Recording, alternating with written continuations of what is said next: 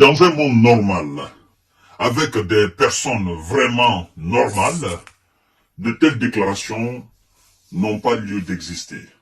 Monsieur Jens Stoltenberg, le patron de l'OTAN, le secrétaire général de l'OTAN, le bras droit alors de monsieur Joe Biden, fait une déclaration comique. Et puisqu'ils sont dans la comédie, nous aussi, nous allons jouer dans la comédie. Et d'ailleurs, dorénavant, nous allons mettre assez de sarcasme dans nos propos. Ça fait plaisir, parfois, de se détendre, n'est-ce pas? Bien sûr. Vous allez me poser la question, Monsieur J. Visionnaire, qu'est-ce que vous avez encore à nous dire ce matin? D'abord, je vais commencer par vous saluer et dire tout simplement, où que vous soyez, que la paix de l'Éternel s'abatte sur vous. C'est très important, mesdames et messieurs, parce que sans vous, en réalité, cette page n'est absolument rien. Donc, vous continuerez à partager la vidéo dans tous les groupes possibles. Vous likez, parce que nous avons des gens qui n'aiment pas ce que nous faisons au fait. Vous comprenez? Monsieur Jens Stoltenberg fait une déclaration en disant « Il n'est pas trop tard pour que Kiev l'emporte. » Oh là là, quelle comédie! Quelle comédie! Il n'est pas trop tard pour que Kiev l'emporte. Comment? Il n'est pas trop tard. Comment Kiev va l'emporter? Monsieur Jens Stoltenberg. Vous savez, quand je vous lis, je vois beaucoup d'ambivalence dans vos propos. Tantôt, Kiev est en manque de munitions. Tantôt, nous devons faire en sorte pour que Kiev ne manque pas de munitions. Tantôt, la Russie finira par avoir cette ville. Les soldats russes sont en train de reculer. Il faut que nous puissions voter les 50 milliards. Monsieur Jens Stoltenberg, quel est votre problème? Parce que on en a assez de cette rhétorique sans poids, sans fondement. On en a assez. On en a assez. Parce que si on se tenait uniquement à ce que vous dites, ah non, aujourd'hui, Kiev serait déjà à Moscou, dans la capitale russe. Alors, il n'est pas trop tard pour que Kiev l'emporte. Monsieur Jens Stoltenberg, si je dois vous dire la vérité, en tant qu'observateur, n'est-ce pas, aguerri de la situation russo-ukrainienne, moi je vous dis tout simplement que depuis le début, vous avez fauté. Depuis le début, ça a été déjà trop tard, depuis le début. Depuis 2014.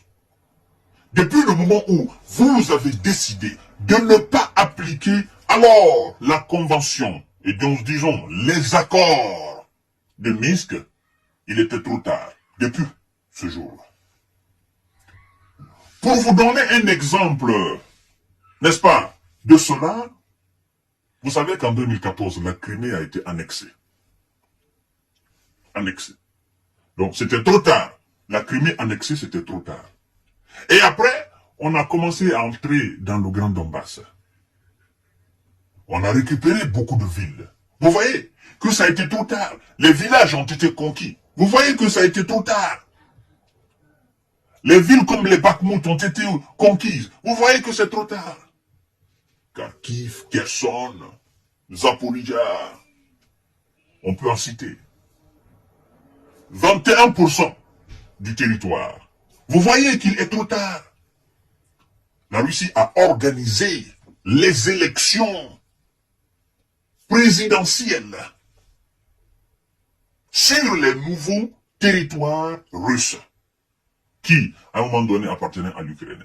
Vous voyez qu'il était trop tard. Et les habitants sur ces nouveaux territoires russes ont voté massivement pour M. Vladimir Poutine. Vous voyez qu'il est trop tard.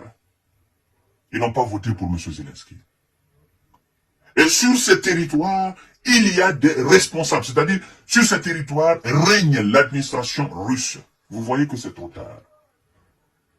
Malgré la guerre, malgré que ça tire de gauche à droite, on a organisé les élections là-bas. Vous voyez que c'est trop tard. L'aide américaine est venue tardivement. Monsieur Jens Stoltenberg, je souhaiterais n'est-ce pas, que vous écoutiez Monsieur le Premier ministre polonais, qui a déclaré que mieux vaut tard que trop tard. Il dit, mieux vaut tard que trop tard. J'espère qu'il n'est pas trop tard pour l'Ukraine. Le Premier ministre polonais, c'est ce qu'il a dit. Mieux vaut tard que trop tard. J'espère qu'il n'est pas trop tard pour l'Ukraine. Il sait que c'est trop tard pour l'Ukraine. Et si vous ne venez pas autour de la table, il sera trop tard pour l'Ukraine. Toujours, il sera trop tard. Monsieur Jens Stoltenberg, il faut que je vous dise la vérité. Vous comprenez? Si vous ne négociez pas avec Vladimir Poutine, même après Poutine à la tête de la Russie, dans ces conditions pareilles, le nouveau président russe qui viendra à la tête de la Russie va continuer la même politique de Vladimir Poutine. Parce que la Russie dit que la question ukrainienne est une question existentielle pour elle. Donc, vous voyez, ça veut dire que la Russie continuera, si vous voulez, pendant 10 ans, pendant 20 ans, pendant 30 ans, cette opération-là.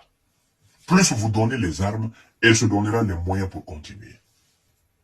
Moins vous donnerez les armes, moins aussi la Russie avancera. Vous savez pourquoi? Parce que la Russie ne combat pas des hommes désarmés. Moins vous donnez les armes aux Ukrainiens, moins il y aura de soldats ukrainiens et de mercenaires occidentaux sur le terrain. Et moins la Russie fera la guerre. Parce que la Russie ne tire pas sur des gens désarmés. Et même ceux qui sont là aujourd'hui, ils déposent les armes, ils sont faits prisonniers, et après il y a négociation, ils rentrent dans les rangs ukrainiens encore. Mais plus vous donnez les armes, plus la Russie se donne encore les moyens d'avancer. Et les moyens russes dépassent largement vos moyens. Et ça permet à la Russie d'aller encore plus loin. Monsieur Jens Stoltenberg, vous voyez que ce que vous venez de faire comme déclaration n'a pas de poids. Et vous vous ridiculisez encore devant le monde entier. Parce que cette rhétorique, on l'a tellement entendu que ça rentre ici, ça sort.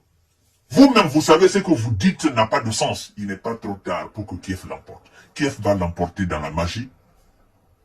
Kiev va l'emporter dans la sorcellerie. Ou bien c'est les anges de la guerre qui viendront prendre Kiev, n'est-ce pas? Ou qui viendront chercher les Russes du territoire ukrainien. Il faut être réaliste, monsieur Jens Stoltenberg. Mais je comprends.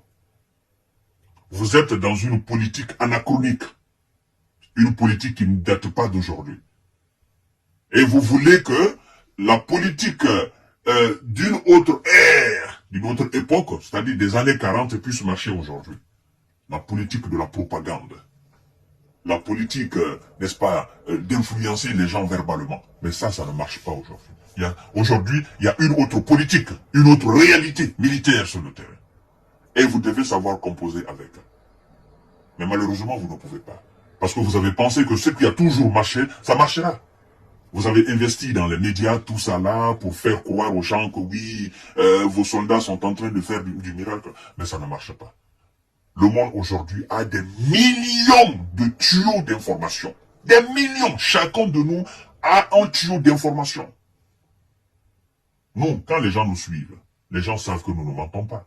Les gens savent que nous sommes réalistes. Les gens savent que ce que nous disons, c'est de la vérité. Parce que les gens voient ce qui se passe. Alors, quiconque tentera de transformer ce que les gens voient de leurs propres yeux, mais vous passerez tout simplement comme un menteur. Vous voyez, monsieur Jens Stoltenberg, vous ne dites que des contre-vérités. Kiev va l'emporter comment? Je vous pose la question. Mesdames et messieurs, à vous aussi, s'il vous plaît, donnez-moi la réponse. Peut-être que moi, je ne maîtrise pas trop cette chose-là.